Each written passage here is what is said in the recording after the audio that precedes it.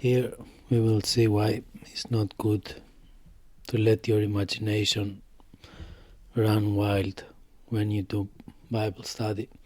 So there is this argument in here, in bold. It says that article, the highlighted article in John 1:1,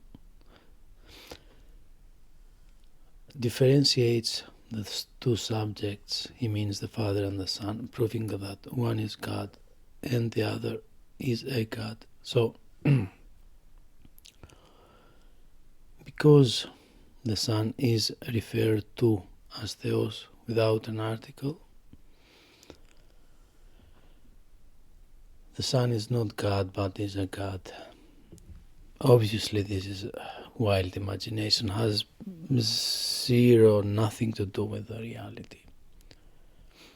So here you have from Daniel, where it says, «Και είπε Δανιήλ, Κυρίω το Θεό μου προσκυνήσω, ότι ούτως έστι Θεός ζώων». Daniel said, Lord, my God, I will bow, I will worship, because He is living God. So obviously there is no article here in Theos. That's the reality. When you describe God, when you describe His nature, you don't use an article.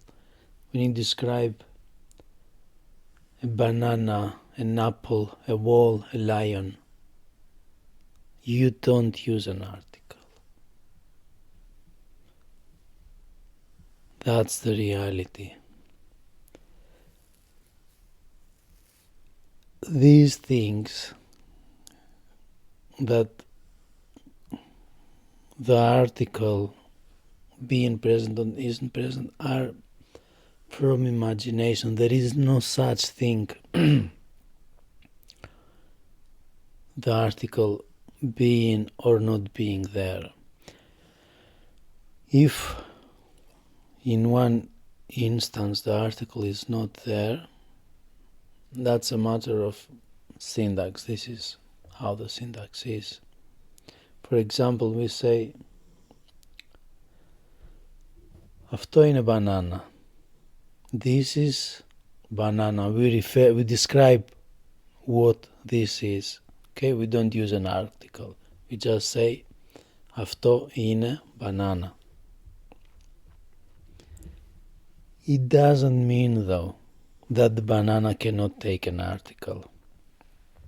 Here it is. Θέλω τη banana.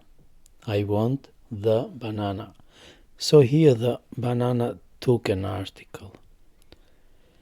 The same way that the Son, the nature of the Son is described as Theos without an article, because this is how the syntax is.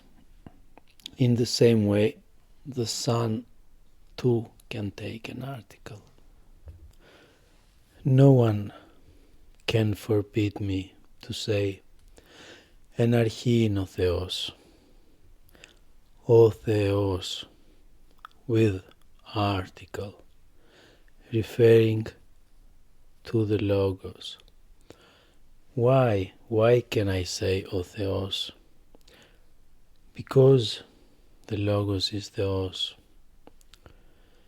The same way I can say, given that I declare ο Λόγος είναι δυνατός, which means the Logos is strong, powerful, ο Λόγος είναι δυνατός, without an article. Because of this declaration, because of this reality that the Logos is δυνατός, I can say, and αρχή in o δυνατός. O δυνατός. In the beginning was the strong, the powerful.